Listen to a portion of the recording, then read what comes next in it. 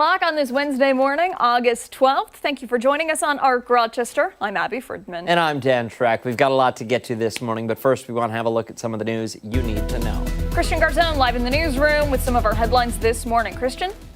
Good morning. We begin with the Monroe County Legislature approving a federal grant from the state's Division of Homeland Security designed to strengthen ties with federal agents. The program, called Operation Stone Garden, funds enhanced cooperation and coordination between state, local, and federal authorities to boost border security. Some legislators had raised concerns about local authorities working alongside federal agents. It was approved 17-12. A 9-year-old boy was hospitalized after he was shot by a pellet gun on the city's southwest side. Authorities say it happened just before 8:30 last night on Magnolia Street. We're told the child was treated for non-life-threatening injuries and released from the hospital. No suspects are in custody, and the investigation is ongoing. Police are also searching for who's responsible for a double stabbing in the city. Police say a 13-year-old girl and a 20-year-old woman were both stabbed during a fight on Otis Street just before 5 o'clock yesterday. Both victims are expected to survive. No suspects are in custody. Anyone with information on either of these incidents are asked to call 911. Happening today, a food truck rodeo is stopping by the Greece Town Hall campus. More than a dozen trucks will be there serving up sandwiches, kebabs, fried dough, and Italian ice, all while enjoying the musical stylings of Grammy-nominated saxophonist Jimmy Highsmith Jr. The food and fun begins at 5:30, and that's what you need to know. Right back to you in the studio. All right. Let's get a look at what we have brewing for the next 2 hours this morning. It is a celestial show planned just for you. We're taking a closer look at today's total solar eclipse across the northern hemisphere. We'll talk with NASA Ambassador Tony Rice about what to expect, and then, very cool, we're going to check in with Dan Schneiderman from the RMSC, who is live in Iceland for the totality. Yes, he is, and I would like to say that he's live in Iceland just for us, but they've actually put him to work for this event. Incredible work that he's going to be doing there. Yeah, but so super cool either way. It's also Wealth Wednesday, my friends. Our financial advisor, Jarrett Felton, will be stopping by with some easy tips on how we can check in on our finances mid-year and set ourselves up so we can get on track and finish 2026 strong. And then later we're sitting down with a local 7-year-old. She's already published a book, and she's also a business owner. We're going to learn more about the inspiring message behind her book, Why I Wear My Hijab, plus her mission to help kids turn pressure into purpose. Before all of that, though, we've got to talk about the forecast. I was just outside. I can confirm it's kind of nice.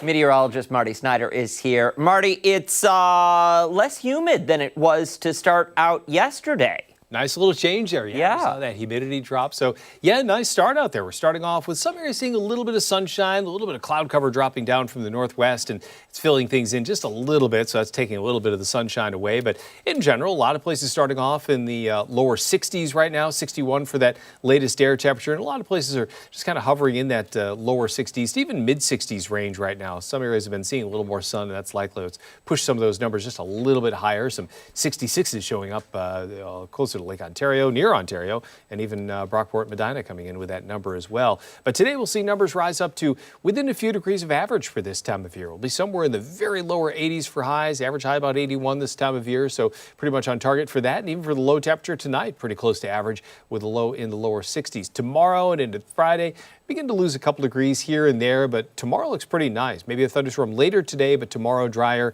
Friday looks pretty dry for us. Saturday, I think the same, but Sunday risk of rain does increase a little bit for that time frame. But in general, a lot of temperatures at least well into the 70s, if not near 80, so summer-like, but just not any oppressive heat anytime soon. So some good news there. A nice little balance of seeing some summer-like weather and keeping it comfortable as well. Yeah. I don't know that you're going to get many complaints. No, I mean... Well, I'm sure I will from someone. Well, not from me. No, no, counts. I still haven't filed the complaints from yesterday. I think you let a couple fly, but that's all right. Yeah, but I haven't actually filed them. Sure. They're typed up already And ready to go. and ready to go. Yes, so brace yourself. The weather department's going to get hit. Yes. Thanks, all right, Marty. thank you, Marty. Okay. All right, let's go off the top. We'll start with some of the things that have piqued our interest this morning. I'll kick things off today. Do you remember what your college dorm was like? Mm-hmm. What was it like? A terrible bunk bed, cinder brick walls, and a desk and chair. The chair broke shortly after we moved in, and I remember... What were you doing on the chair? Nothing. Honestly, chair broke. And then I used it as like a balance board. Whatever. All Keep right. going. Okay, so yeah, mine was basically the same way. My parents were nice enough to let me get some things to kind of spruce up the place. I had the classic teal chevron comforter, as you did in the 20-teens, the Polaroid wall with the white Christmas lights, you know, and then the forbidden electric tea kettle that I kept in the giant trunk underneath my bed. It was perfect because, after all, we were sleeping in those lofted beds with the desk underneath, and I really didn't spend a lot of time in my dorm room. I was usually out studying or hanging with friends. But those days are long gone, especially for students in the South. College students and their folks hiring interior decorators to give their dorm rooms a complete and total makeover, turning the once dull and cold closet-type room into a space nicer than a five-star hotel or any room in my house. They're spending tens of thousands of dollars to do so. The room that you're looking at here, a whopping $20,000 for decorations. You can see these videos on social media, the underclassmen giving tours of their new dorms, big plushy chairs, storage options, fancy lighting, handmade decorations in all different colors. You're seeing it all right there. Price tags, you really have to see it to believe it. It's almost like Extreme Makeover Dorm Edition. The students are interviewed to find out what they like, which colors are their favorites, and how they want to spend the money. Some are saying it's extravagant and unnecessary. Others say they only want the best for their student as they say goodbye to them for the rest of the semester. Taking a look at some of the other items purchased. I don't know about you, the couch in my dorm, we had like a communal little area. Disgusting. It was so gross. It was nasty. Shutters in the dorm. You're looking at it, you know, lamps. I didn't have a lamp. And maybe I'm sounding old here and I don't know, crotchety. No. I guess. Let's take a look at some of the comments. I think that's an umbrella in there, a patio umbrella, whatever. This person said, give me $1,500, I will furnish that room with the same basic crap from Amazon. Somebody else writing in, the most impractical dorm ever, she's going to hate that high bed, and there's no studying space. It's a good point there. Somebody else writing in, all that to have me throw up in the corner after binge drinking with the lacrosse team. You know what I mean? I mean, yup. Yeah. And then I think I have one more here. She charges $20,000 for this and does 15 to 20 dorm rooms each year. Pretty good business for a few months of work. And then I do have one more. They weren't kidding about turning these campuses into four-year resorts. Then these people get out into the real world and they have to face reality on a budget. A very, very interesting point there. You know, the reality is, like, it's not always going to be like that. No. And how long are you going to be living in the dorms? I know a lot of students, they spend 2 years in the dorms and then they go get apartments or townhouses or whatever. Are we bringing all that stuff? The umbrella thing throws me off. I'm not understanding that. That I don't get, but I don't get any of this because I think what these families are doing, honestly, I think it's detrimental to their student. It's detrimental to that kid's development. You need to learn that you don't always get your way, that you're going to have to go without, that you're going to have to be resourceful. Those are skills that you develop when you're put in situations where they become necessities. Yeah.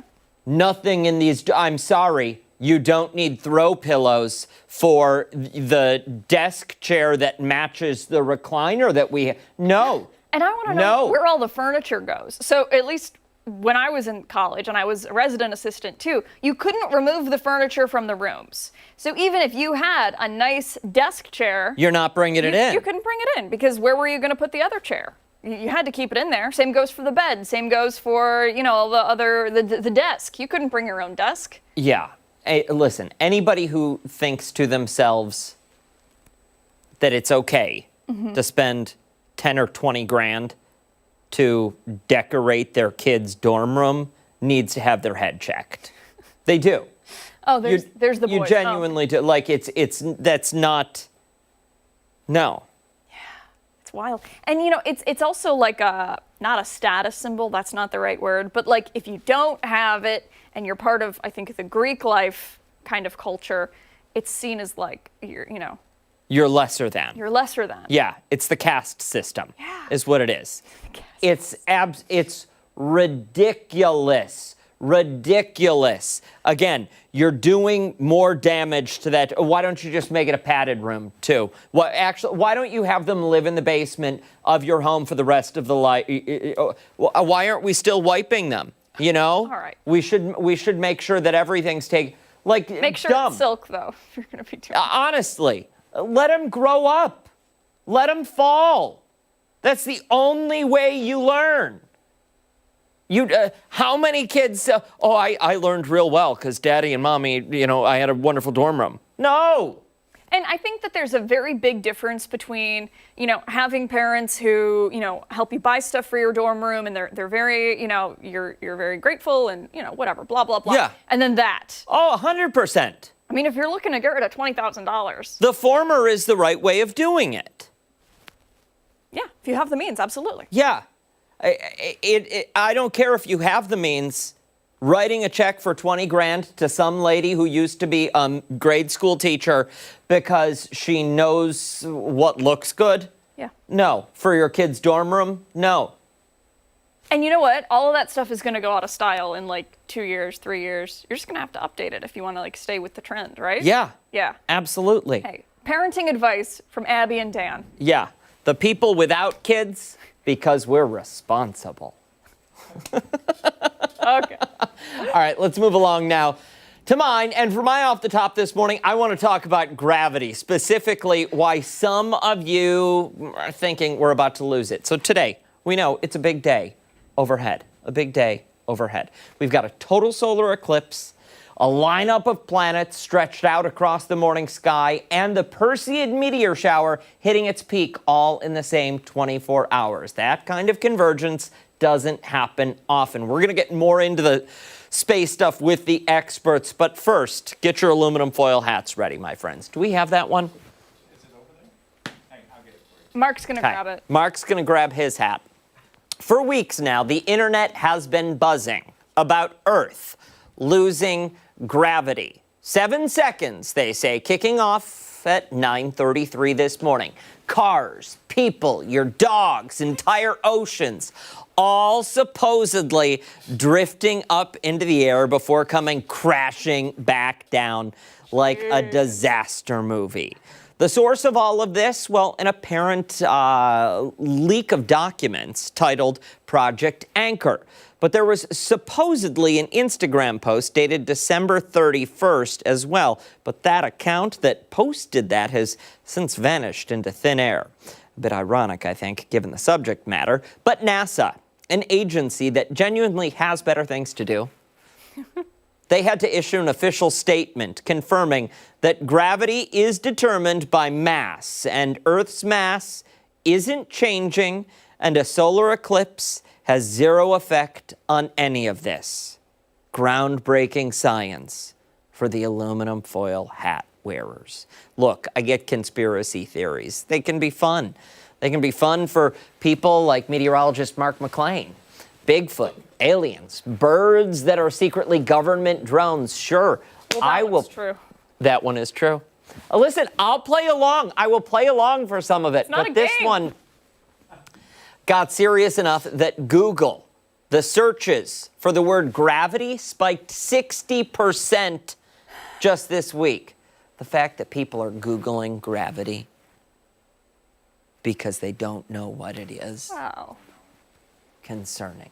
So for the record, you're not going to float away this morning. Your coffee's going to stay in your mug right where it is. Your car is going to sit in the driveway. The real show, though, well, that one's actually happening, and it's far cooler than anything the internet can make up. And we're going to be talking more about it later this morning with NASA Ambassador Tony Rice and Rochester Museum and Science Center's Dan Schneiderman. You know what I wonder?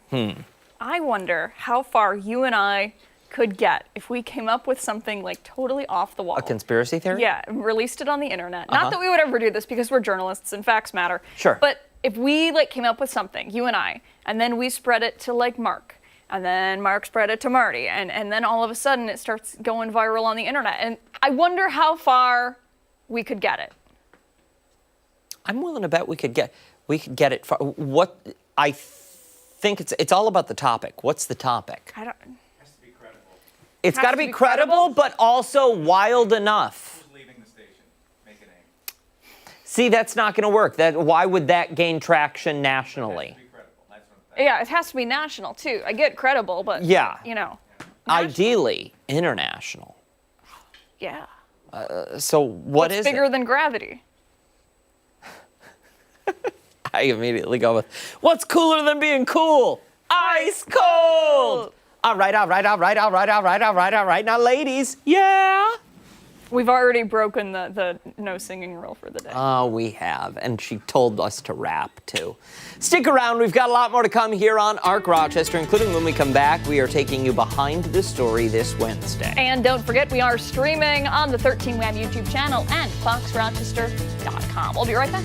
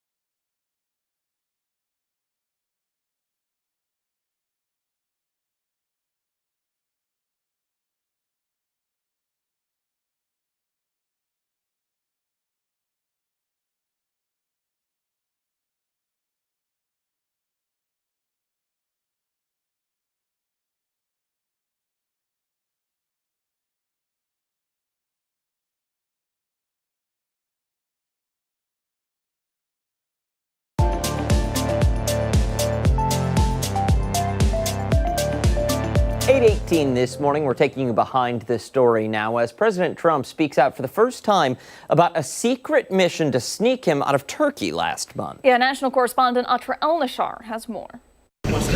President Trump's meeting with NATO leaders in Turkey last month, we're now learning, ended with a carefully choreographed ploy to keep him out of physical danger. The Washington Post was first to report an Iranian assassination threat against President Donald Trump prompted an extraordinary operation last month in which he flew secretly from Turkey on an alternate military aircraft, while the White House said he was aboard Air Force One, citing materials reviewed by the Post and two sources familiar with the operation and the president's travel. The Iranian regime has made death threats against Trump before. This gambit to protect the president came a day after the U.S. resumed strikes on Iran. Here was the president before it all unfolded, July 8th. I'm number one on the kill list for Iran. At the time, news just broke that the president would not depart Ankara on the same plane he arrived in, this new Air Force One gifted by Qatar, and instead leave on the old Air Force One. The route home included a stop at Mildenhall Air Force Base in Britain. Trump said it was for old time's sake, and so U.S. military personnel at Mildenhall could tour the new plane. To many who regularly cover the president, something seemed off. Now we know why. Trump is seen here boarding the old Air Force One. You can see this catering truck the Washington Post reports Trump secretly entered from the other side of the plane, which took him to this C-32 aircraft, usually used by the vice president. The number one priority is to use as many diversionary tactics as you possibly can so that we can put the president in as secure an environment as we possibly can. The White House press pool, a small group of rotating reporters traveling with the president, were advised to keep their window shades in the press cabin closed, unaware of the security concerns. I don't think it's being overly dramatic to say, yeah, people's lives were put in danger just by being on board that aircraft. After a 3.5-hour flight, all 3 planes landed at Mildenhall. Press pool reported it was an uneventful flight with no visitors to the press cabin. The White House says they use every tool at their disposal to address threats against the president, but did not answer our specific questions. Trump, however, did send supporters this email appearing to fundraise off the news, saying, "My inner circle asked me not to send this out so soon." In Washington, I'm Atra Elnishar. Hey, don't go far. When Arc Rochester returns, it's time for weather trivia. Meteorologist Mark McLean will join us after this.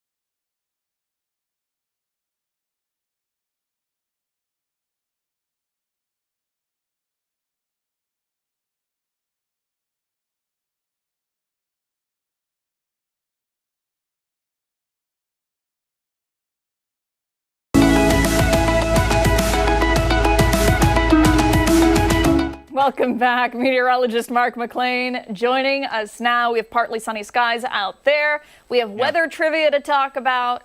What should we pick for the weather trivia theme today? I would hope that the weather trivia theme has already been picked because the question should be written. I saw an email yesterday that kind of jostled my brain a little bit about what we should do for weather trivia. Did we all get the email? Yes. We did? It's the big topic of the day. Oh, the eclipse. Of course. So we go that direction with the trivia this morning. Okay. And talk about, let's see, there it is. During a full solar eclipse, this type of cloud in the sky can actually disappear as the sky turns dark. Pretty interesting, huh? So is it a cirrus, a cirrostratus, a cumulus, or an altostratus cloud? Now think about the atmosphere before, and I know this is like probably way out there. What happens when the moon goes in between the sun and the earth? Can we phone a friend for this? Because I would like to call Dan Schneiderman.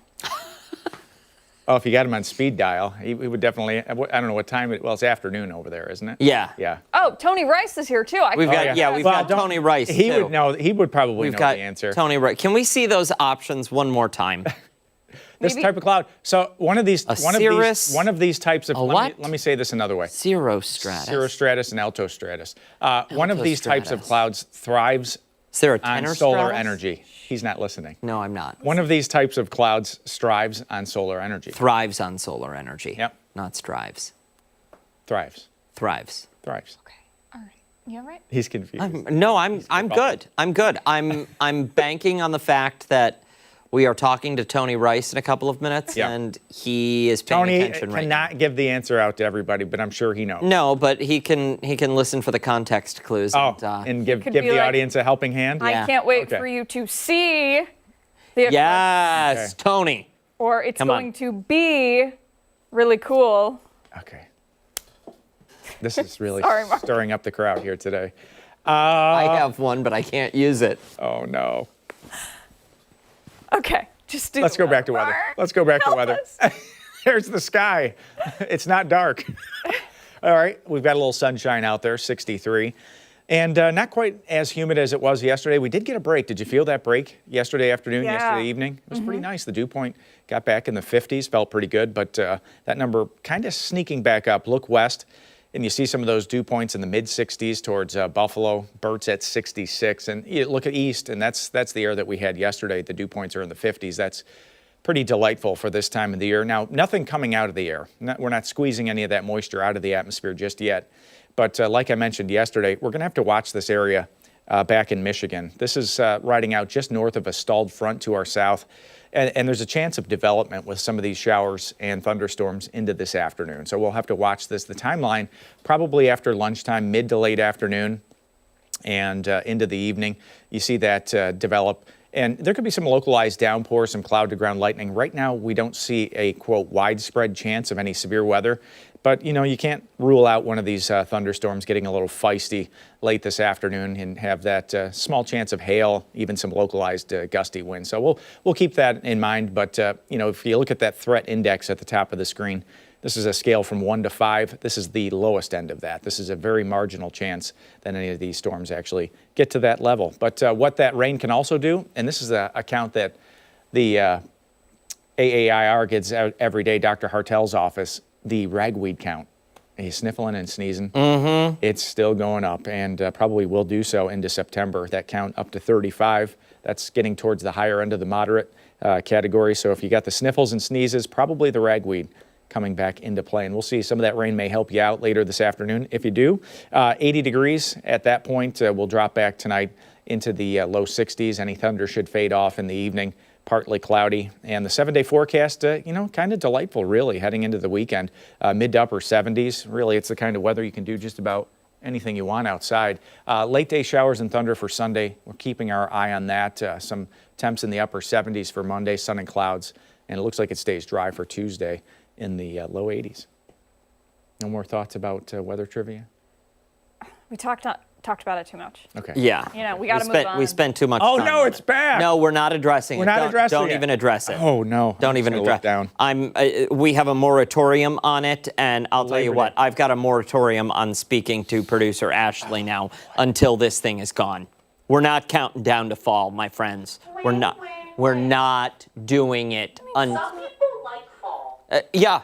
And No. fall is fine. No. Not during summer. Nope. Ashley. I can be louder than Ashley, you. December 20th is still fall. Don't be louder, because it's in both of my ears, okay? It's this side and it's this side. My God. Oh, you love it. Dude, Are we talking to Tony next? missed you. I think so. Nice. Cool. Yeah, don't go far. We've got a lot more to come right here on Arc Rochester. Be right back.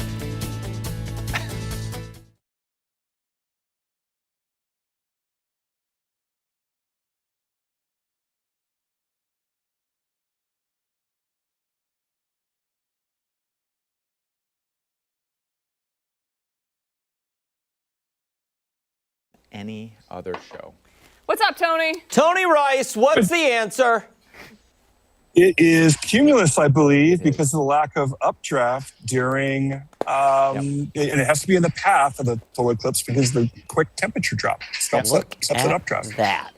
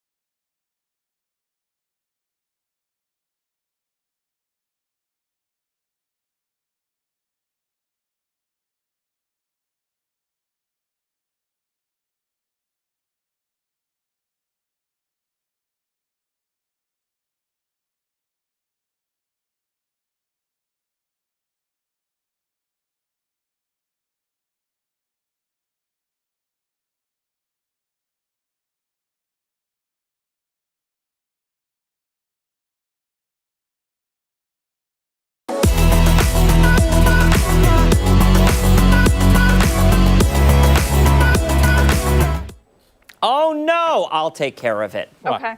What happened? We disconnected from Tony for a second, so we're going to no. have to... We lost That's all Mr. Right. Okay, so if you weren't watching for the last couple minutes or so, we are going to check in with NASA Ambassador Tony Rice because there's a lot happening in the sky today. And There's a lot. We got the Perseids. We've got the partial for us, but full solar eclipse for some areas, and we'll talk to somebody in Iceland. And I am eclipse. Well, you're always a partial. I was eclipsing Mark there. I was eclipsing Ashley Mark. says just sit down. Just sit down. Oh, do we have Tony back? We've got Tony back. All right, cool. There he is. Tony. Hello. You got me? We got you. Yeah, awesome. All right. Okay, let's dive in. We know that there is a total solar eclipse happening for parts of the globe today. However, in North America, we might be able to see, some of us might be able to see like a teeny sliver of a partial solar eclipse, correct?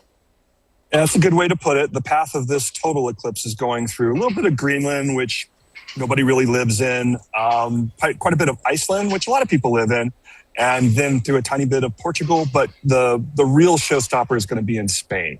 So I've got some friends in Spain. I'm looking forward to seeing some pictures come back for. But you're absolutely right. Here in North America, it's just going to be a tiny sliver. There in Rochester, I ran the numbers this morning, about 9.3%. So if you've got these guys right here, and I can't see you right now because that's the whole purpose of these things. I've got my solar eclipse glasses on. And you do absolutely need to wear your eclipse glasses. Let me put them back on there for you. Don't I look stylish? You look great. That's great. You need to wear those. You're going to have about 9.3% of the sun covered up by the moon. And that's just enough to make out. I'm in Detroit right now, and we're just starting to see the clouds start to break a little bit for the eclipse later this afternoon. We're only going to see about 3. Basically, the closer you are to Iceland or to Spain, the more you're going to see. The folks in extreme northeastern Maine, they're going to see up to 30%. So that's going to be a little more impressive for them. Hey, Tony, so at just over 9% for Rochester, what, to a casual observer that's just walking around outside, is there a noticeable dimming of the sky, or is it not going to be something that you'd notice at that percentage level? Yeah, absolutely not. You really only begin to see a dimming if you're not looking through glasses, if you're just looking around at the sunlight around you. You really don't start to see a dimming in the upper 90% of the sun being obscured. And that really goes to show you how incredibly bright our sun is.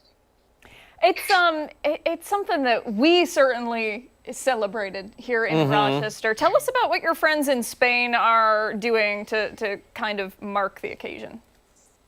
Well, they're doing some of the same things we did back here a couple of years ago when it passed through Texas on up through the Ohio Valley. And then I believe you guys got to see a pretty good show up there as well.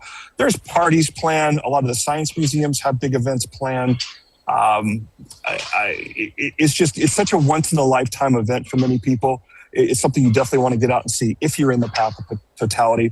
If you're not, like we are here, and some of us more fortunate folks in the upper Northeast, it's still worth getting out and seeing, again, if you've got those solar eclipse glasses. Hey, question, Tony. I don't want to catch you off guard on this either, but I didn't look before I came out here. When is the next? You always do. I come prepared for it. When is the next total solar eclipse in the United States? I'd have to look for that one. I actually looked it up for you on when you're going to be able to see something really, really cool in Rochester. And the next annular is in 2093. So everybody eat their veggies if you want to be able to see that run through Rochester. Your next total is not going to be till 2144. Wow. Well, so a lot of veggies. Yeah. Maybe AI can help us. An apple a day? While we're looking ahead, yeah. You're going to actually see a pretty good partial here in 2029. January 14th of 2029, about half of the sun is going to be covered up there in Rochester, and that's definitely noticeable. When is this, you said? 29. January 14th, 2029. Yeah, I mean, we have a lot of sun in January. Yeah, January, the sun is mostly covered regardless here in Western New York. That's Mark's department, not mine. Yeah. Very true. Sure. Tony, I'm going to, another one out of left field, hear you. What is going on in the background that we're hearing like pistons of a steam engine? Yeah, I apologize for that. I timed it absolutely wrong. I'm in front of the Henry Ford Museum. I'm spending the day here. Been one of my bucket list museums. I'm standing across the street from the Ford Proving Grounds. So they're building madly around here. So I think they're driving in a giant pylon or something for a new building. Okay. That's cool. Yeah, very cool. That would be a fun museum That would tour. be a fun thing. And we got about 30 seconds, Tony. Perseid meteor shower also peaking. Yes. What direction are we looking? What's the best time? Towards Perseus. I have to look up which direction that is. But the thing about meteor showers is you don't necessarily need to look in a specific direction. Look to the darkest part of your sky because those meteors can appear anywhere. So light is the enemy here. So if you've got a neighbor that keeps their porch light on all the time, look away from that. But that's actually the big story with the Perseids this year. It's one of the more reliable meteor showers you can get, up to a couple of dozens, even meteors in the suburbs.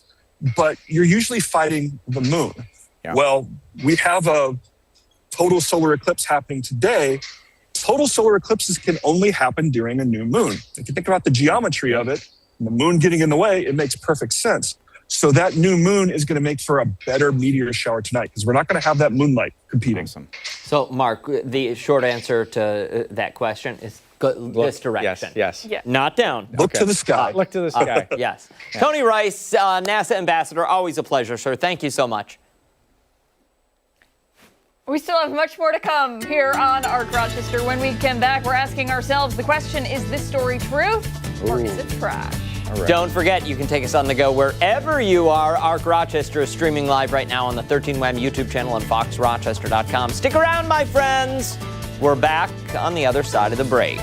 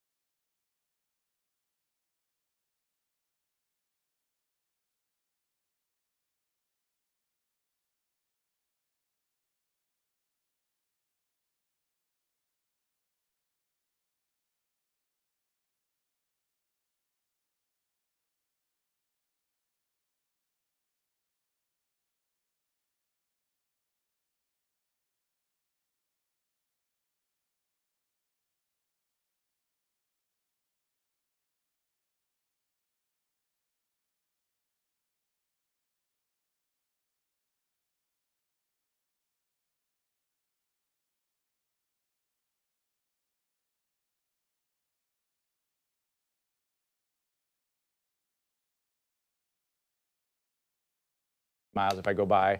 My 3-mile ride. DPW. Wow. That sounded so good. Never went Down the here. canal, through the cemetery, and back. 3 miles. Yeah. We made it, friends. We did? We made what? It's a Wednesday. What did we make? I don't understand. And our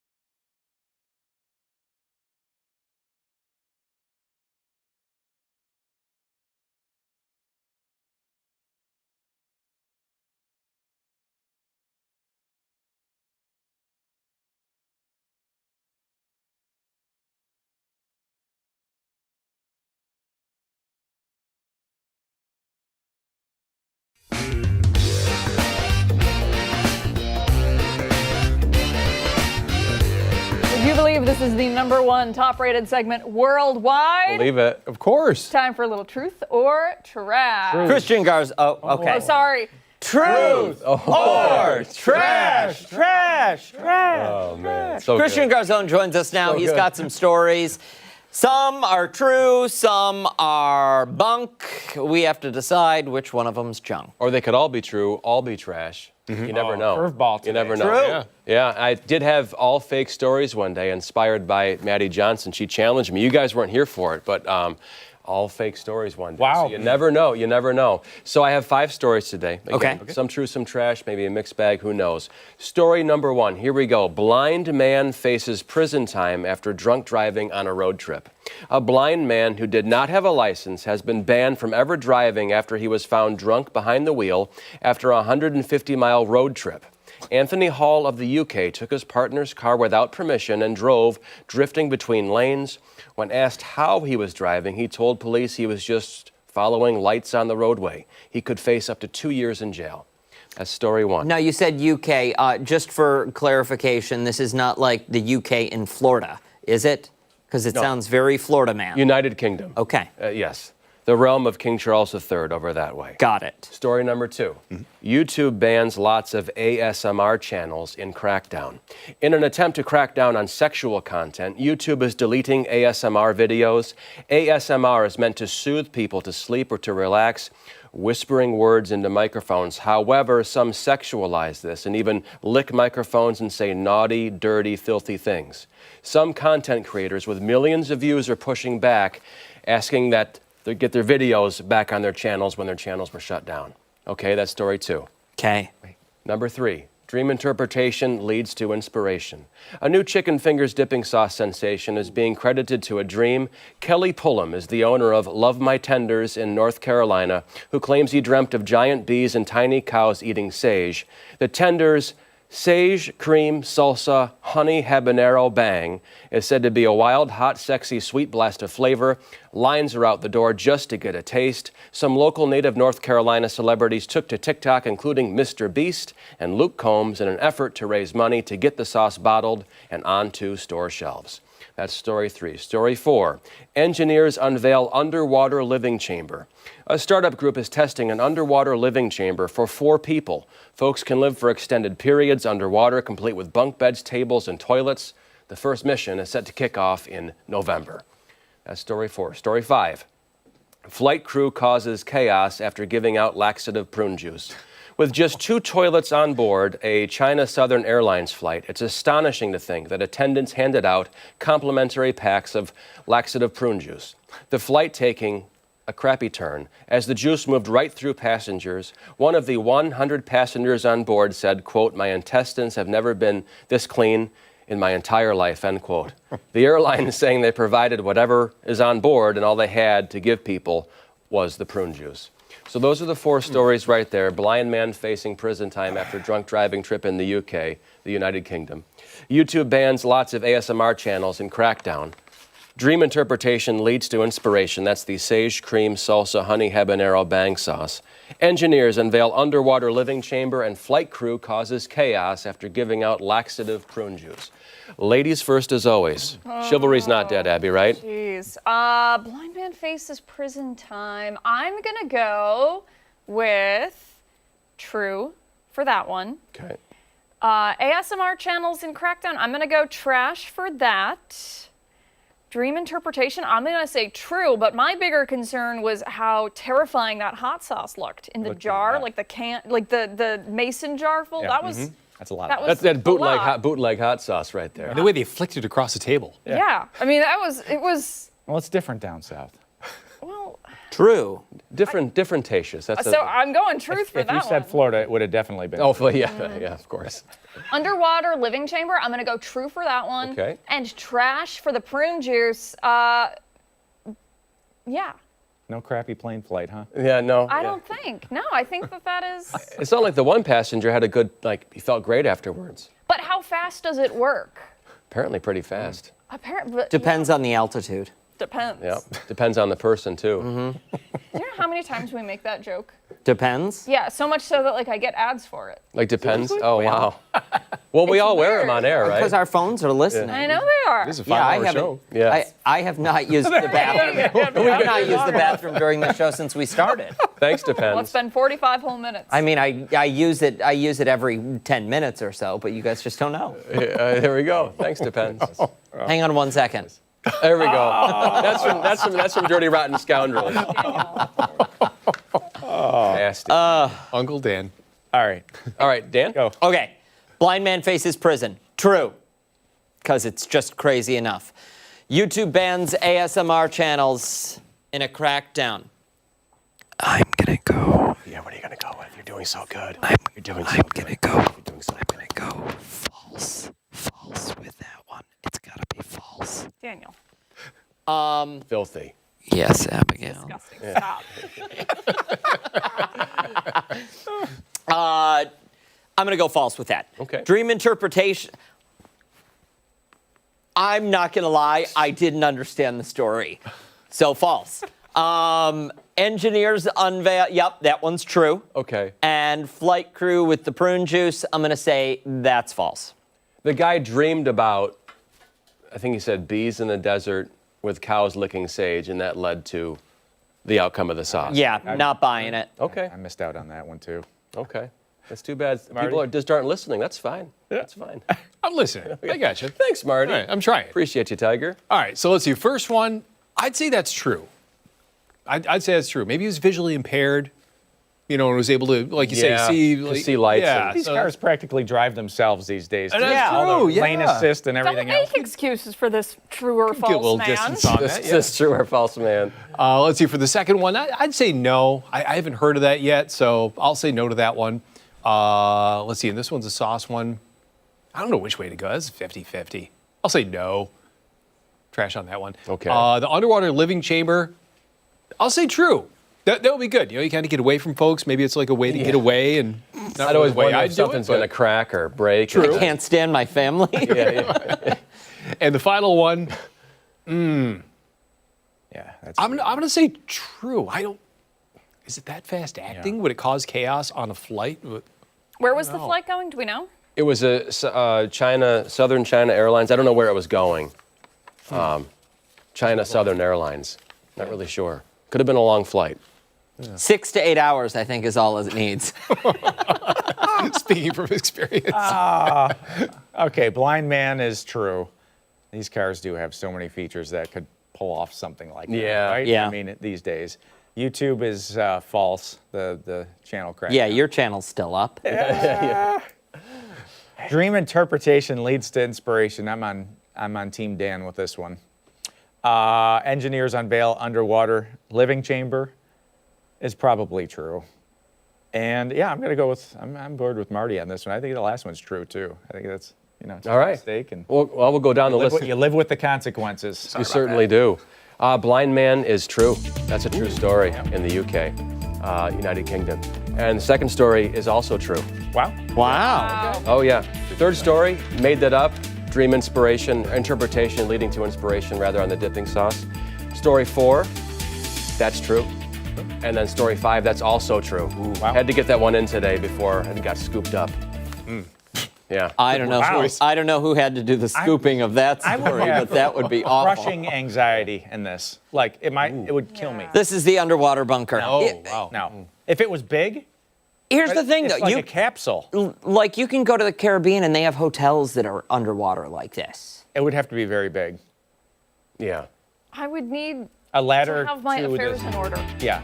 Like, Yeah. what if it cracked? I would need to be medicated. How deep is it?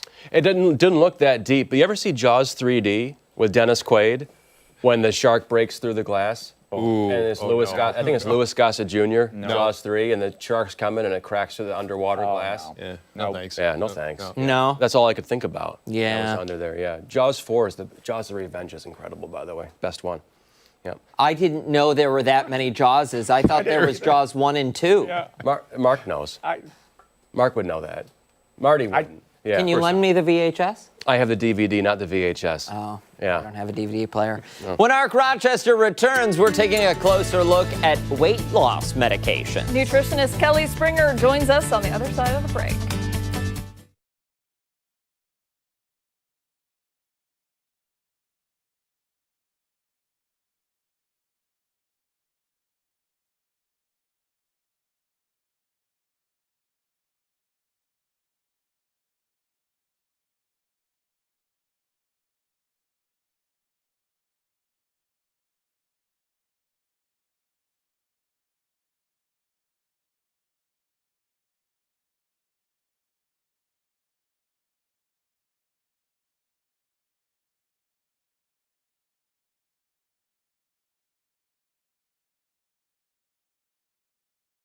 for people with. Hey, Kelly. Kelly, good morning. Good morning. We're going to be with you in just a second, my friend. Thank you.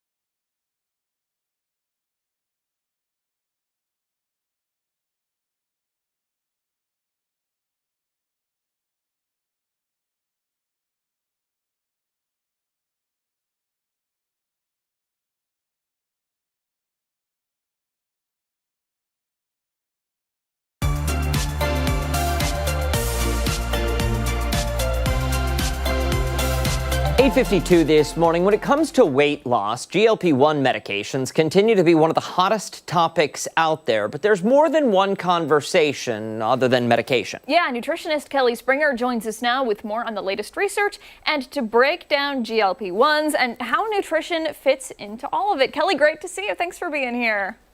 Nice to see you too. So if you are among the 40 million Americans that are taking a GLP-1, you are not alone, as you can tell. So as a registered dietitian, I want to tell you about some products that may help you to stabilize those blood sugar levels naturally. So we have 3 different products here that we're going to dive into today. So the first thing is, what is a GLP-1? Well, a GLP-1 is made naturally in your gut. Most people do not know that. They think you just have to buy it or it's a med.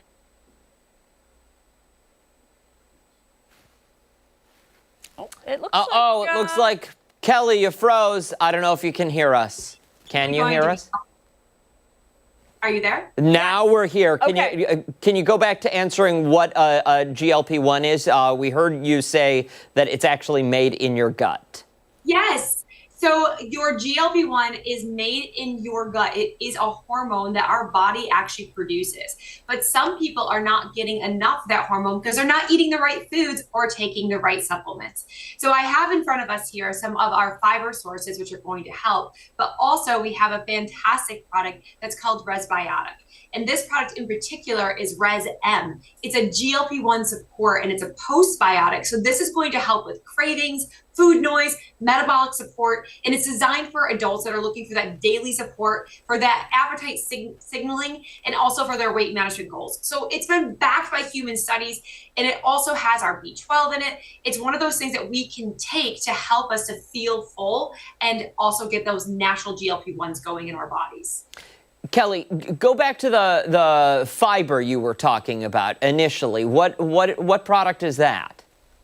So when we talk about fiber-rich sources, we talk about natural foods like strawberries and beans, and also getting in our flaxseed, but also we can get it from coming from beets. So this is another product. This is called Res-G, and Res-G is going to actually increase your fiber sources by getting into pre-beet energy prebiotic. So this is a way to get good bacteria in your gut, and this Res-G prebiotic is going to nourish those beneficial microbes and help you to get in a stable amount of regularity, digestive comfort, and overall gut health. So this is a fantastic way. We have it right here. My daughter Ellie actually just made this little drink for us. All you're going to do is pour the little packet into the water, and you're going to get all of the nutrients and vitamins here. So it's a great way to get it in. Why is it so important to incorporate that fiber and that protein into a diet? So getting in this resistant starch is actually going to feed the probiotics that already live in your gut. So they're keeping them up and flourishing. So it's really important to make sure that we have fiber-rich sources, just like this product here, the Res-G, and that's going to help us with everyday energy and also keeping that digestive tract. But we also need to mix it in with the probiotics. So remember, prebiotics are the fiber, Probiotics are actually the bacteria. So this is the Res B, and this is going to support a 3-in-1 support for respiratory, digestive, and also immune health. And this is going to be the probiotics. Remember how these things come together. The probiotic, the prebiotic, to keep our digestive tracts healthy, flourishing, and also to help us make that natural GLP-1 in our body. Now, do any of these have adverse reactions to other foods, other dairies? I heard your story before this, and no. Oh no, I'm not even asking down in that vein. I'm wondering, like, will a probiotic and prebiotic, is that okay to have with cheese? Is that okay to have with milk or yogurts or kefir? Absolutely. So we want to make sure we're getting in these natural foods as well. Like you're talking about dairy. So making sure we get dairy for that protein source. So combining these foods together is going to keep our digestive tracts healthy and flourishing. So we want to make sure that we're getting a lot of this throughout the day. Also, these two products have that B12, which is going to help us boost that energy source. And it's the broken down form of B12 because a lot of people in the US, actually about half, have a genetic SNP called MTHFR. So this is going to help us to absorb that B12 and stay healthy. And you can go right to resbiotic.com/Kelly. And if you buy any of these products today, you're going to get a free Res G in any of your orders. So you're going to get one of these, which comes in the little packets. Kelly Nice. Springer, thank you so much for your time today. We appreciate it. If people want to learn more about you or the services that you offer, hit them with the website so they can do so. Absolutely. You go to kellyschoice.org and you can find these products at Walgreens and Walmart. Awesome. Kelly Springer, thank you so much for your time, my friend. We appreciate it. Much more to come this morning on Our Rochester as we continue into the 9 o'clock hour. We're back after this.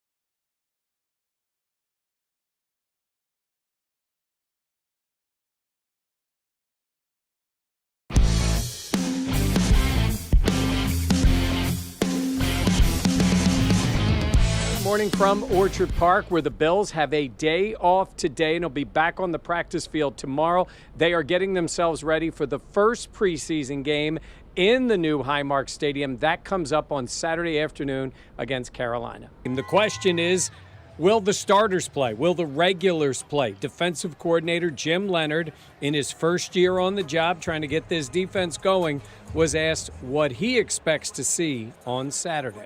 The plan is for guys to play, and get a taste of, the scheme live. Let's go finish. So as far as I'm concerned, guys are going to go play. To be determined a little bit on how much, but it's going to be exciting for guys to get out there and just kind of let it rip. And obviously in preseason one, it's going to be pretty straightforward, and you just want to see who can go out there and execute and finish, as all teams around the NFL are doing. And the latest edition of the Buffalo Plus podcast is out. It is Micah Hyde. He talks about what it's like in the preseason, what it's like to see the old stadium torn down. Many other comments from Micah. That's available now on the Buffalo Plus YouTube channel. And that is Sports This Morning. I'm Mike Catalana.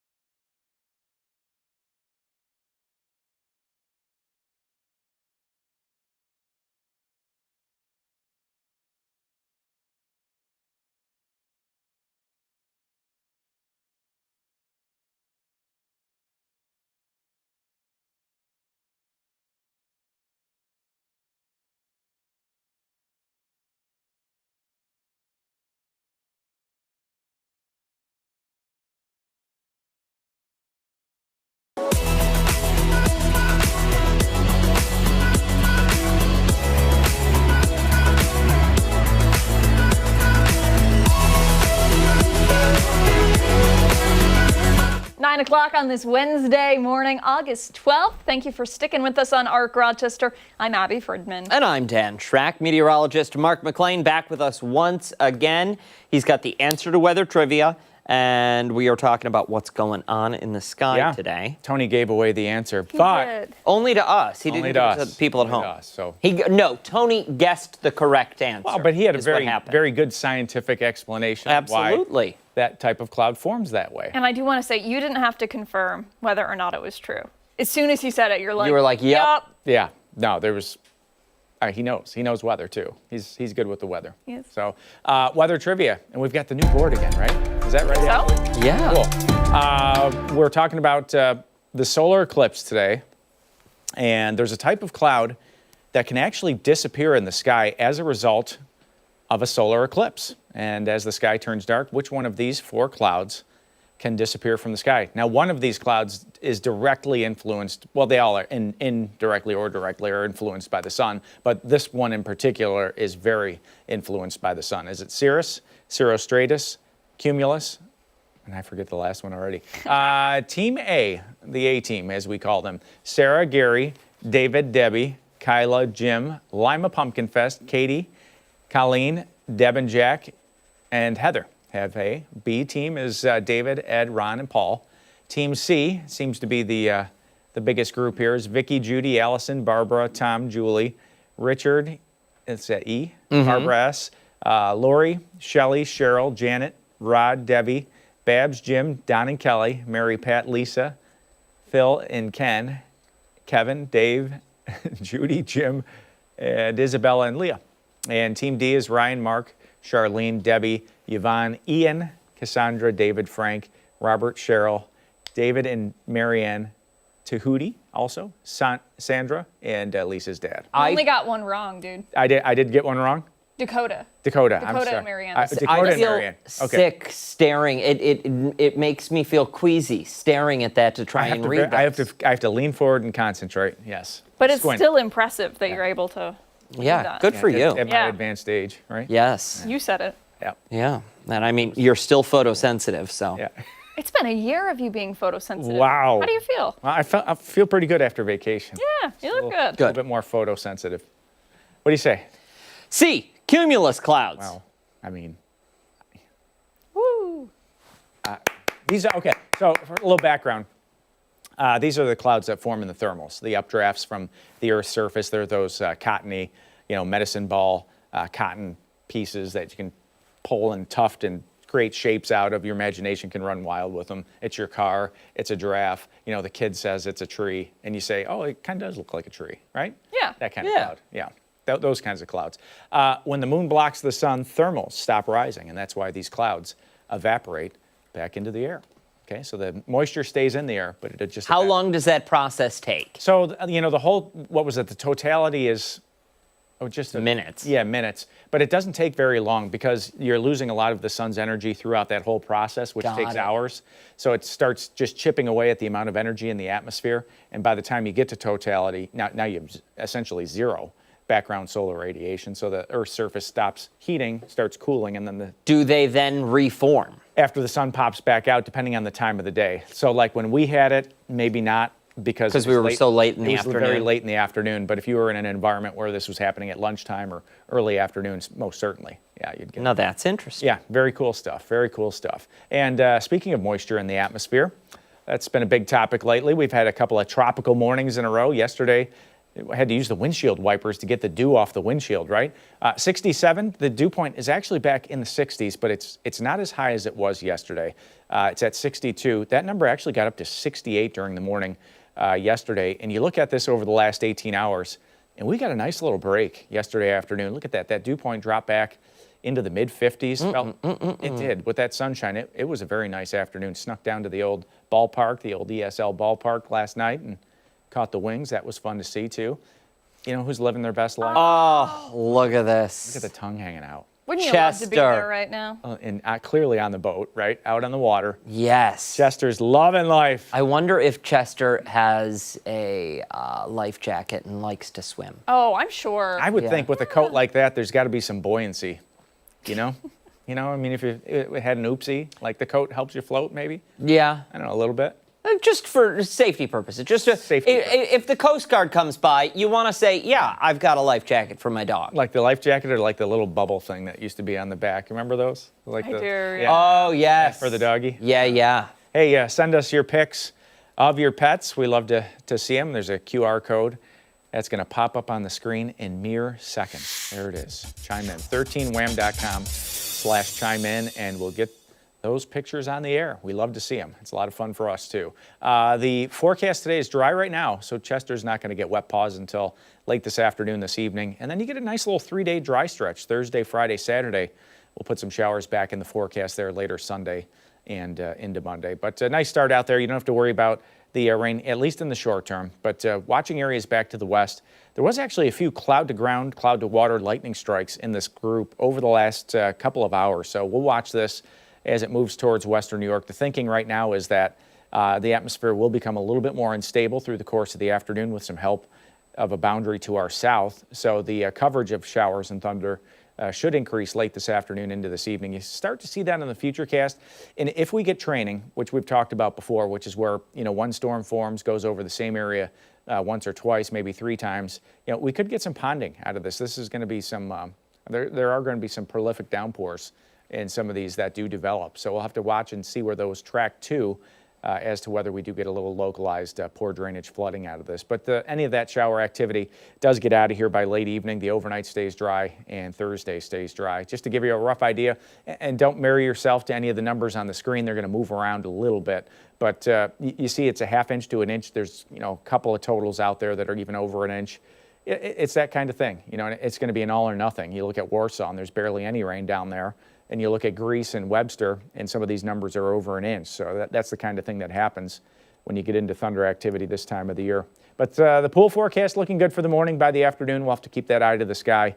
Watch for that development of rain and thunder. Take our weather app with you. It's great for days like today. Later tonight, 62 degrees. Any of that thunder fades, partly cloudy. And the 7-day forecast for us, nice and comfortable into the weekend. If you have outdoor plans on Saturday, looks delightful right now. Temps in the mid-70s. Upper 70s for Sunday, some late day showers and thunder. Some of that may actually carry into the pre-dawn hours on Monday with temps in the upper 70s and low 80s by Tuesday of next week. Not looking bad. It's not a bad forecast.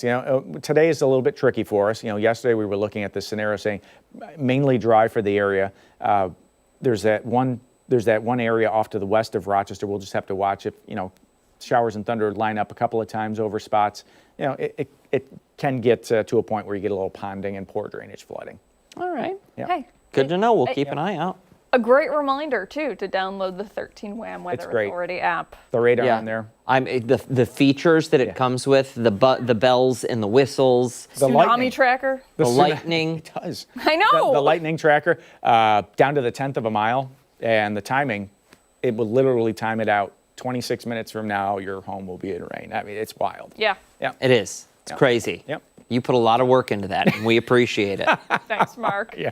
We have much more to get to here on ARC Rochester when we come back. It is time for this morning's Wealth Wednesday. And don't forget, you can take us on the go wherever you are. ARC Rochester is streaming live right now on the 13 WHAM YouTube channel and foxrochester.com. Stick around, my friends. We're back after this.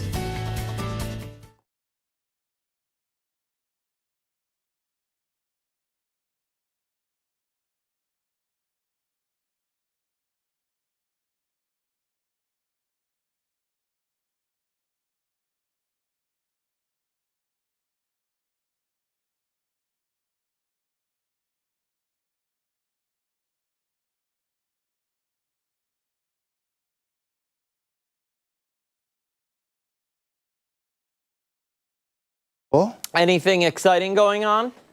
We just had our intern wrap.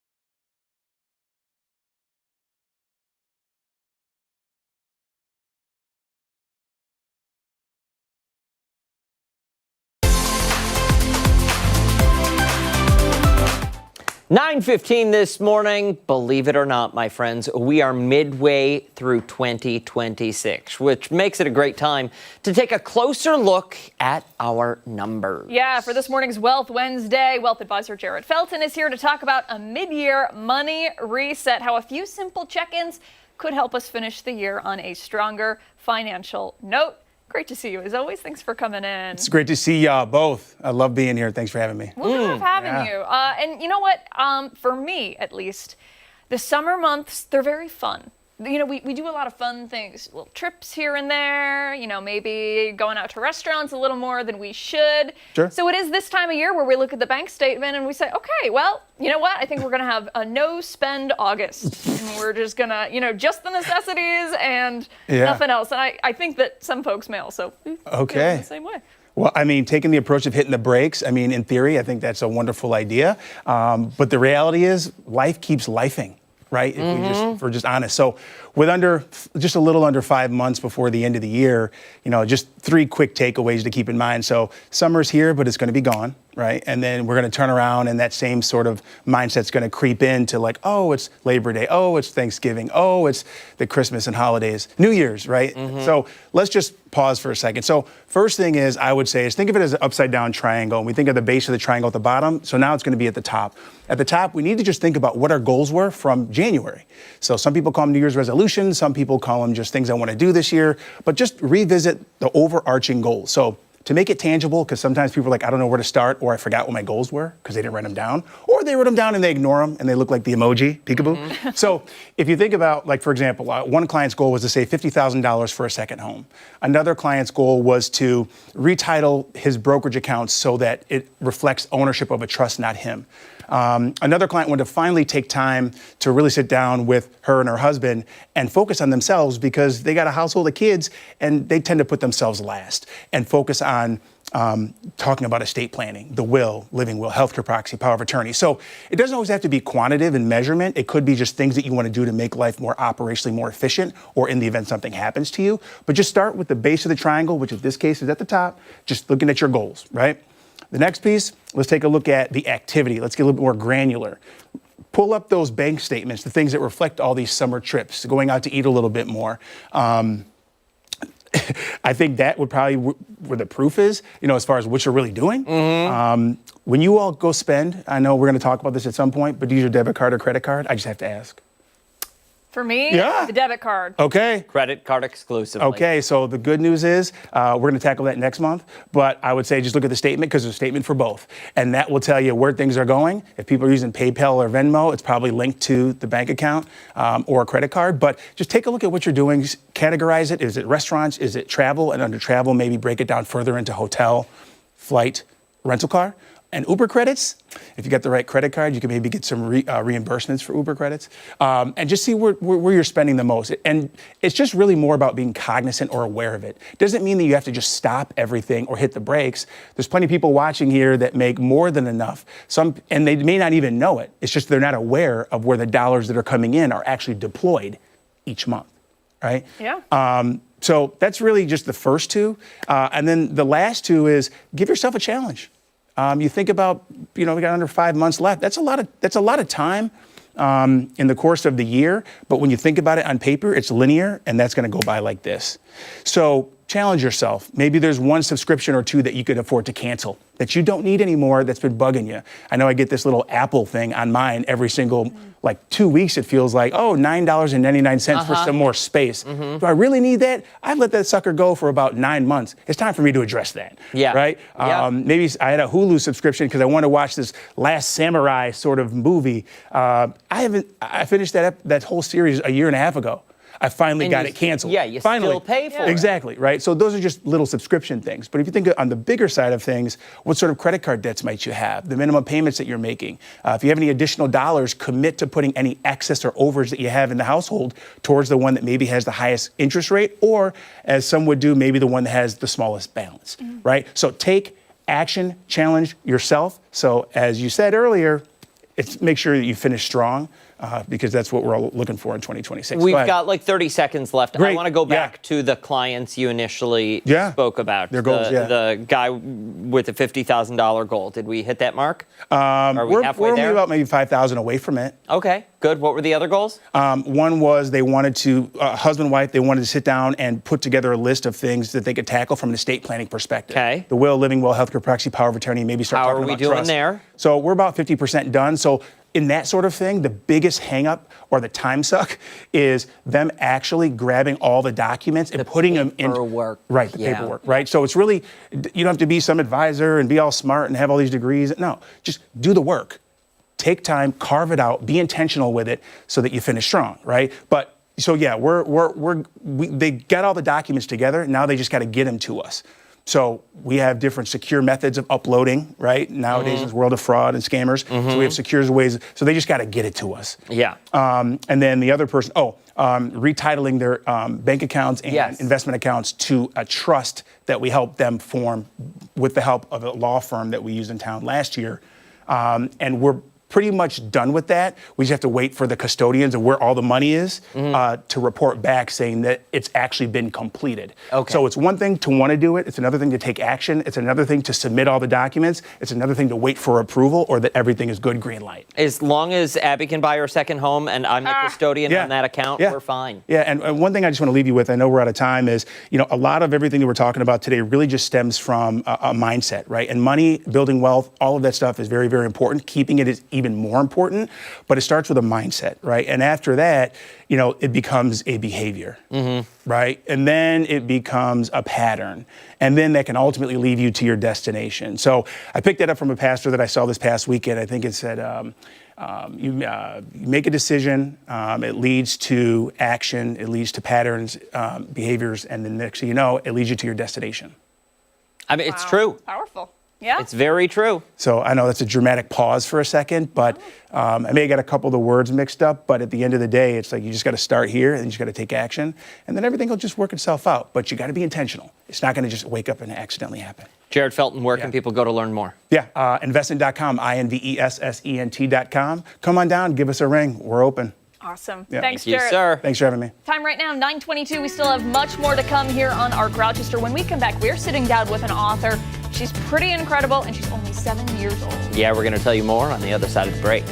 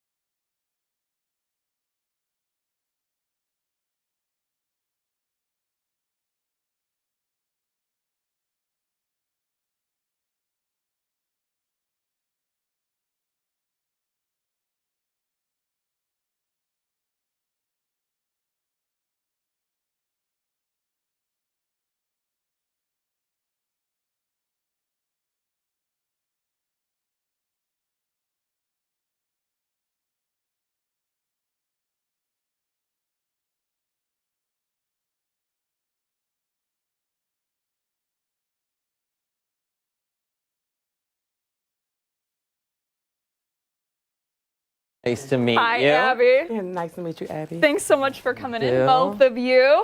And I love the outfits. We look gorgeous in our pink today. Thank Is it because on Wednesdays we wear pink? No, Okay, it's just all because right. that's Johnny's favorite Can color. I put the book up here so people can see it like this? Yes. Is that all right? Yes.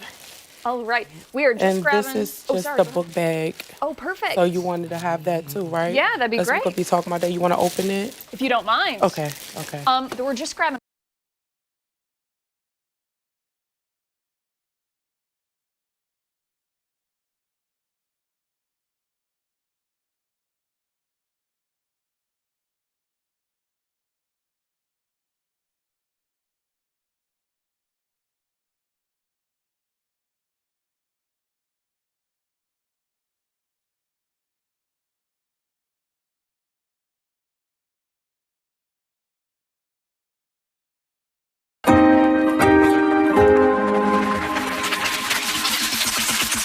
We've been looking forward to this interview all morning long. This This morning, we're highlighting this story and the work of a young Rochester author and entrepreneur. She's only 7 years old. Yeah, Janice Johnson is the author of I Wear My Hijab, a children's book that addresses confidence, respect, culture, differences, and responding to bullying. She joins us this morning alongside her mother to discuss the book and an upcoming back-to-school giveaway for children in need. Thank you so much for coming in. You're welcome. We appreciate it very much, and congratulations on your book.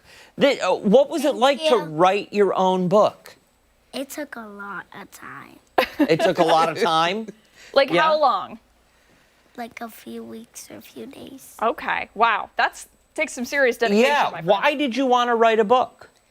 Because that experience made me feel hurt, and I wanted to share with the community.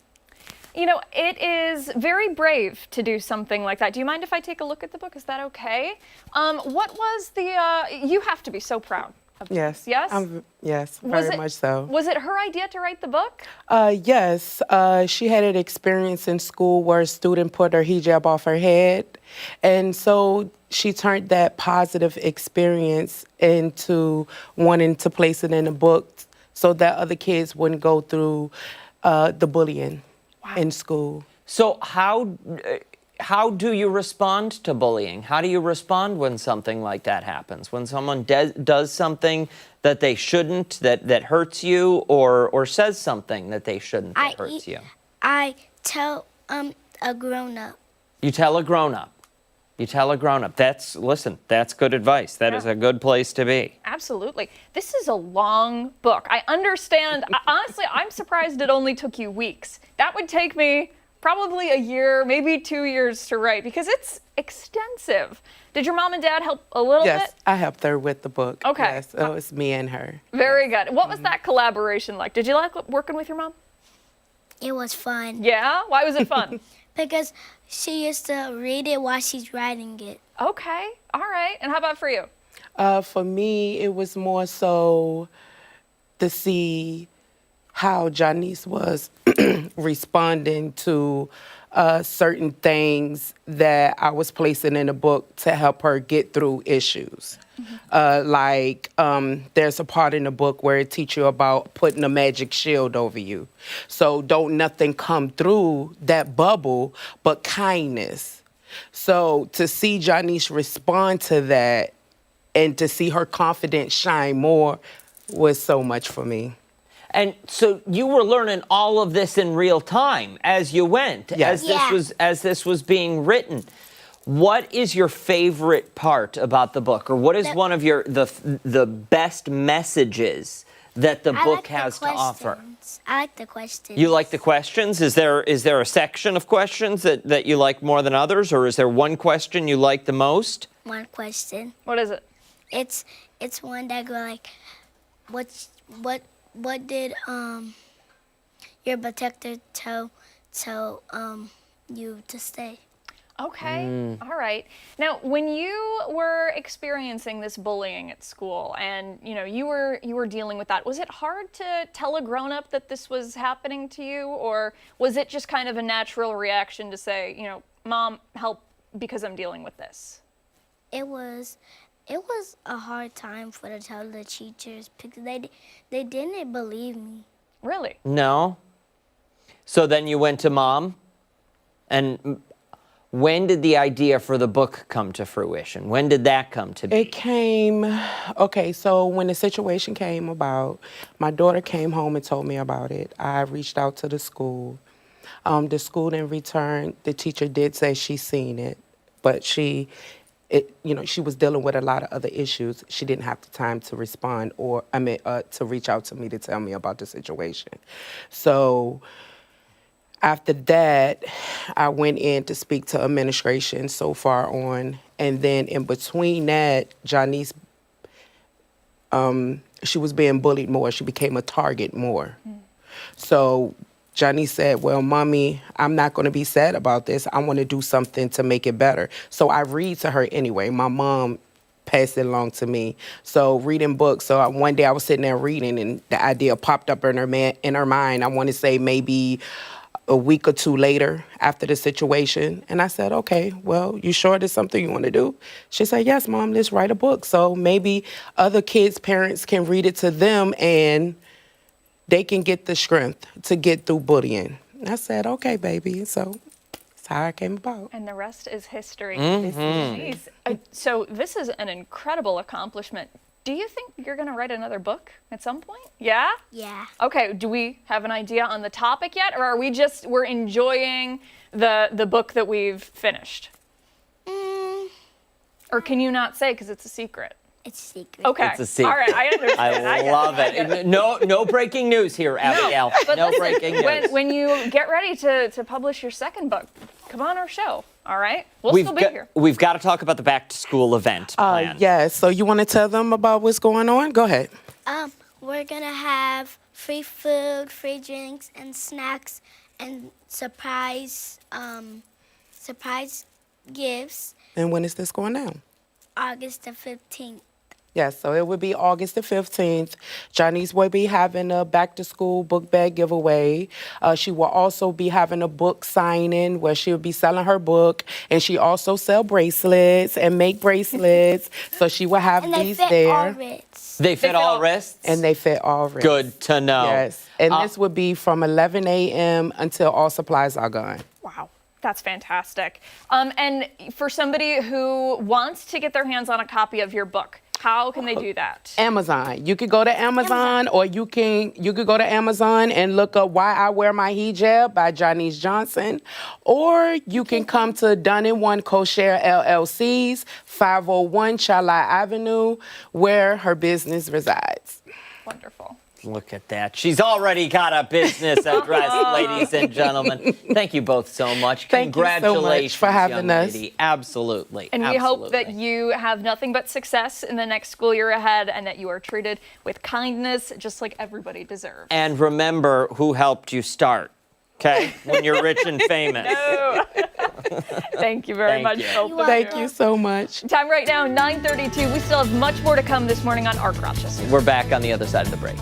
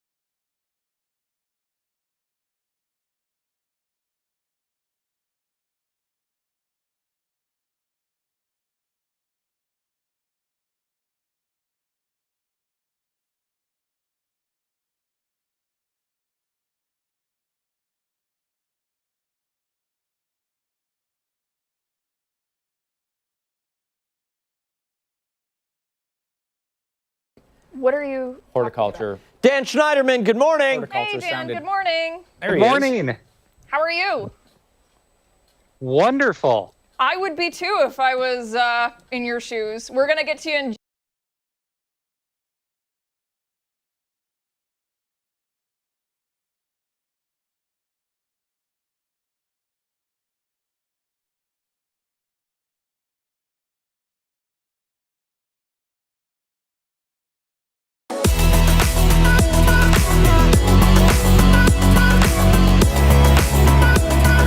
Good Wednesday morning. Thanks so much for staying with us here on ARC Rochester. We're still looking ahead to that upcoming solar eclipse happening today across the northern hemisphere. Yeah, earlier we spoke to Tony Rice about what we can expect here at home, but now we're going to go live to Dan Schneiderman, the Community Engagement Manager for the RMSC. He's in Iceland to cover and see the total solar eclipse in totality. Dan, we're so excited to have you. Not that it's not fun when you're in studio, but this is really something special that you are coming to us live from Iceland. It is wild to be here. We are about 4.5 hours, maybe just a little less, until totality hits Iceland. It's very cool, and I imagine you're very excited. But Dan, here's the question. Why are you there? Why you and not me? What are you tasked with while you're there? What skill and ability do you have that you are going to be helping the scientists there? So I was actually flown out by the organizers of all of the eclipse efforts here in Iceland. We found that we have a lot of similarities as we have both dealt with clouds. We both are communicating how exciting the eclipse is. And they decided to fly me out. I've been here since Friday, helping out give lectures, give out classes, bring telescope equipment out to folks. I have been all over the Reykjavik area and even a little bit further. Hey, Dan, on the weather side of things, are we seeing raindrops there? It looks like it's cloudy. What's the outlook for you guys? And also tell the audience what the local time is for you up there. So it is currently 1:36 in the afternoon. It is a bit rainy. Unfortunately, there has been this front just entering Iceland that is causing all of these clouds and rain. It is a little reminiscent of 2024, especially as we had some very lovely weather the last couple of days.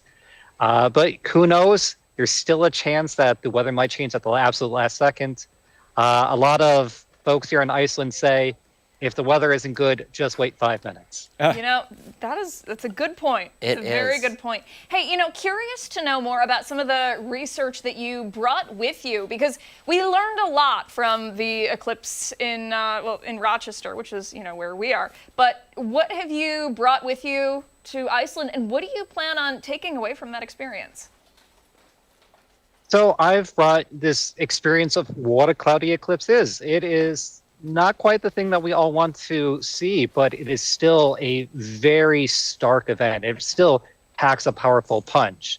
I have learned, honestly, it is amazing how much the experiences here have mirrored some of the experience we had back in Rochester, even from organizer to organizer. From, all of the questions we get asked to all the running around, the tireless nights, the solar observing days. It's just wonderful meeting more of the community that's gone through the exact same thing. I also have to mention, as a fun side thing, I ended up bringing a lot of glasses with me. Something that we admittedly deal with in Rochester was a shortage, but as they were starting to run out of glasses, I ended up bringing 2 suitcases full of eclipse glasses. Wow. Seriously? Yep, it weighed a ton. I was able to get it all out here. Yeah, are you planning on just those pairs? Just leave them there? Yes, I am not coming back with any pairs. I told them, I bring them, you take them. Does all of Iceland get to see the total eclipse? It is just the western side of the country. The eastern side doesn't quite get it, but it does hit at least half the population here. What's the mood? Are people stoked? It is. People are still excited. Admittedly, people are definitely a bit disappointed by the rain, but they are still hopeful for those little holes in clouds. They say it is very Icelandic here for this eclipse. Well, what we're seeing behind you right now is exactly what I would picture. If you said Iceland, with the boat and the rock and the weather. Driving around has been fantastic. The sights here. Yeah. I am saving tomorrow for a little bit of sightseeing after the eclipse, but should be a lot of fun. Is the tide out right now? Is that why that boat is sitting on the rocks behind you? I think this is actually just one of those landmarks. Wanted to find one of those great bits of history to have in the background. Yeah. I came across this before I head to my final site in about 20 minutes away from here. Very nice. Dan Schneiderman, Rochester Museum and Science Center, thank you so much for your time this morning. We really appreciate it. Before we let you go today, because we know we're going to talk to you again tomorrow, what are you looking forward to the most about being there for Totality? Experiencing that darkness once again. I'm going to get just under 1:45, and it is just that eerie feeling, and I can't wait to see how crowds react. It's just an unbelievable feeling every time. When you say crowds, I mean, like, are there gathering spots? We had quite a few in Rochester, but, are you seeing those pop up as well? There have been a number of them. I'm headed up to one of the larger areas, and then I am leading a private tour group through Totality. All right. Wow. Enjoy the show. Yeah. Thank you again. We really appreciate it. I'll see you once I get back. Awesome. All right. Sounds good. We'll talk to you tomorrow. Don't go anywhere. When we come back, we still have much more to get to on ARC Rochester, including we're continuing to look ahead to the upcoming VegFest. Yeah, and don't forget, you can take us on the go wherever you are. ARC Rochester is streaming live right now on the 13WHAM YouTube channel and foxrochester.com. Stick around. We're back, my friends, on the other side of the break.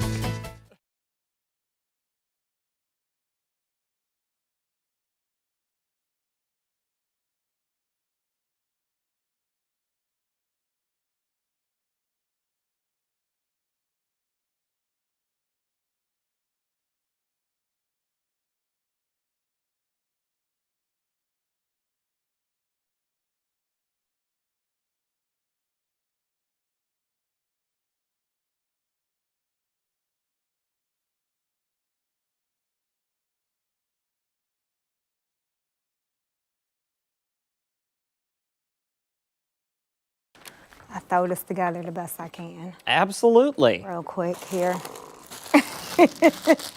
So we're going to have like 4.5 minutes to talk. They're just grabbing a mic check. Can you just say your first and last name? Nikki Searles. Perfect. Nikki, you don't have to rush. Do you want to put it together when we're on TV? Okay, so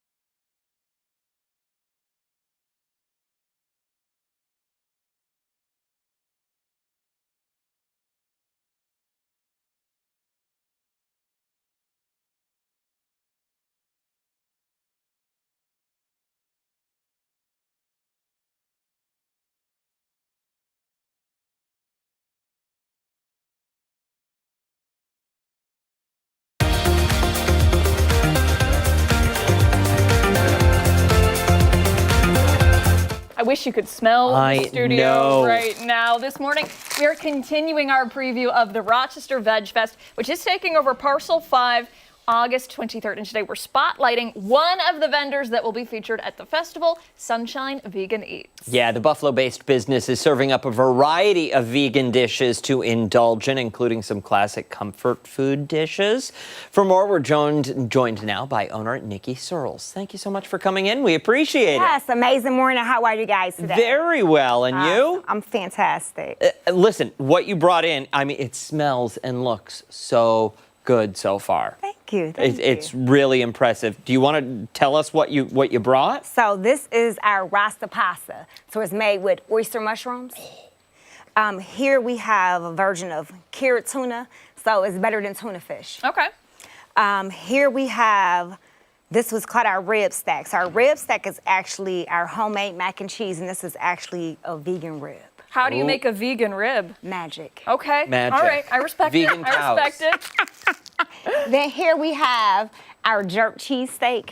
So it's oyster mushrooms, sauteed, grilled down in a jerk sauce. What's on top of the oyster mushrooms here? It looks like it's so that is our homemade cream sauce. Yep. Gosh. Wow. It's I'm curious to know because I've never heard of it. What is an oyster mushroom? So you know they have probably a gazillion mushrooms. So you can actually the oyster mushroom, you can jerk it, you can pan fry it. You know how when you're growing up, you just know about a button mushroom. As life goes on, you start learning like, oh wow, it's a whole another world out here. It's a whole world of mushrooms out there. And I'm just now touching the surface. I haven't even tried them all yet. Really? Yes. Well, yes. you better get to it. You better get to it. All right, talk to us about VegFest. Is this your first year taking part? No, this will actually be our third year. Third year? Yes, What keeps you coming back? The customers, the people. Literally, people drive over every day from Rochester to come and enjoy vegan magic. I meet people every single day from all over the world. Would you ever open up a spot here in Rochester? Yes, you guys keep telling me to come on, come on, yeah. come on. Absolutely. Tell us about your journey to, forming this restaurant. Were you always vegan? No, so I've been maybe about 10 years now. Okay. So March 7th, literally COVID, Sunshine's opened. Yes, so I've been 6 years in the business. It has been amazing. I meet people, like I said, every day I meet different people. Little bumps and bruises along the way, that's part of business. What inspires a dish before it makes its way to the menu? Because I imagine you know how to make a lot of things, but not everything's on the menu, only the best of the best. So what puts it over that line? So Sunshine's is a place you come to, right? Where we do have a very big menu because my mind is always creating. I am very creative. I'm not a chef. I just love to cook, and I'm a visual. I'm very creative, so I might have time today, and I say, oh, okay, let me see. Try something out, and then you guys come in, and I sample it to you. Oh, yeah. wow. Oh, okay. Do you ever have people come in and say, I am recently vegan, I really miss whatever, this kind of food. Do you think that you could try to make it? Do you ever get people ask that? People come in every day and say, so just say you guys coming together. Say you're vegan, you're not vegan. That's actually the opposite. He is vegan. Okay. So you might be a little standoffish. And I'll be like, so you gonna try something? And you'll be like, no, I'm fine. So what does Nikki do? She come and bring you something. And you try it. Ah, okay. Yeah. And I just kind of walk away. And then you inevitably fall in love with it and you order seconds. Absolutely. Yeah. Yeah. Absolutely. I mean, it looks delightful. It looks delicious. What's the best? You seem like you really enjoy your job. What is the best part of it? The people. You guys. Like I meet, like I said, every day, just meeting different people. The journey it has really been an amazing journey. That's wonderful. Okay, so you're going to be at VegFest at Parcel 5, August 23rd. What are you bringing all of this with you? Yes, all of this will actually be there. Yep. Okay. That's incredible. You have the juices too. Tell us about those. So you have a soursop tea. Okay. So this is the soursop leaves brewed. Okay. This is your ginger lemonade. This is our cranberry lemonade, and this one is Green Monster. And all made in-house? Everything made in-house. Excellent. Where did the idea I mean, you're obviously the sunshine behind all of it because you've got a bubbly personality, but what made you say, I want to open a restaurant? Oh boy, so let's see. Never was a vision, ever. This was not on the vision board. I think when I transitioned into becoming vegan and realizing there was nowhere to go, one day I said, I'm gonna open a restaurant. And look at that, 6 years later, here you are. No vision board necessary. No. You just spoke it into existence. I really did. I really spoke sunshine into existence. That is fantastic. Yeah. Well, head outside, maybe you can take care of the clouds for us today. Thank you so much for coming in. We really look forward to seeing you at VegFest. Yes, thank you for having us. Absolutely. Thank you. Time right now, 9:49. When we come back, I'll look at some of the stories that have people talking on this Wednesday morning. Yeah, we're talking trends right after this.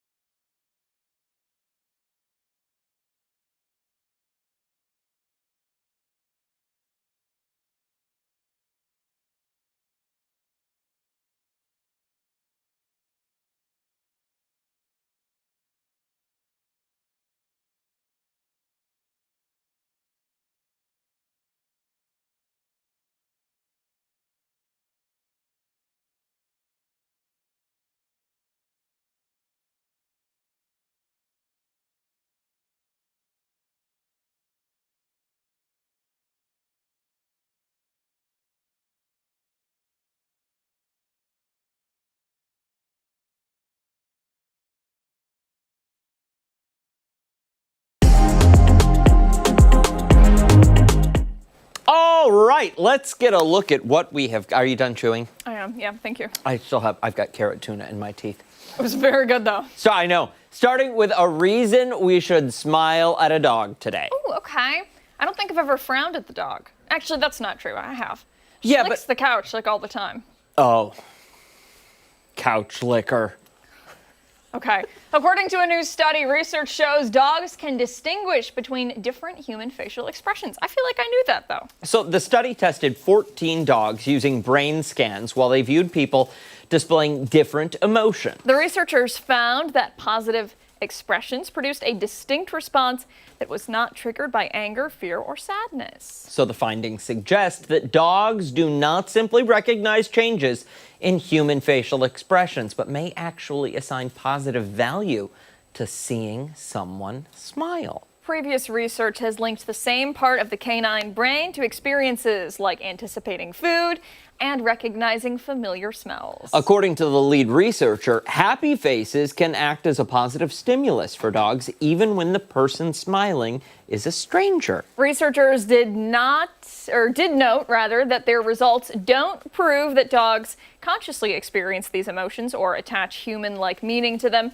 simply that their brain responds positively when they see humans smiling. Even so, researchers view the study as a step toward understanding how dogs rely on human social cues and how pet owners can better communicate with their animals. The lead researcher went on to say the next time your pup does something good, reward dogs with treats, but also with happiness. Have you ever seen videos, I'm sure you have on social media, of people with their dogs and like the person smiles at the dog and the dog literally smiles back? Yeah. They've got one of those faces where you can see the lift. Yeah.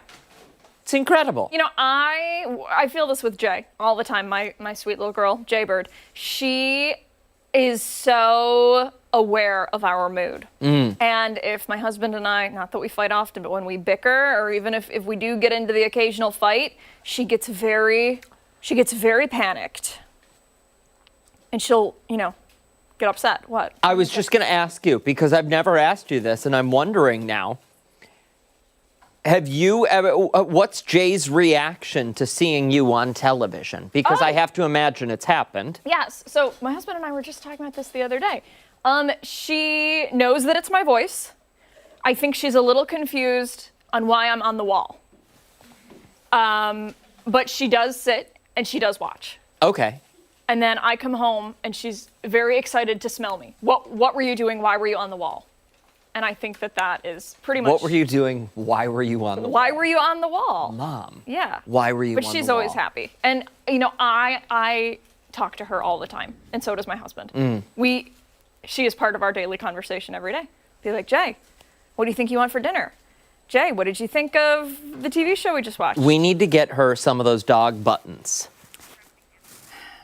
She can push an answer. She was hit by a car. She has some brain damage. She only knows sit. That's the only command that she knows. She doesn't know anything else. So the buttons, I'm sorry, it's true. She doesn't know, she can't, she's unable to learn. And that's okay. It's okay, she knows sit. Little Jaybird. She's the best. She's got a little Dane Bramage. Don't go anywhere. When Ark Rochester returns, our final thoughts. Be right back.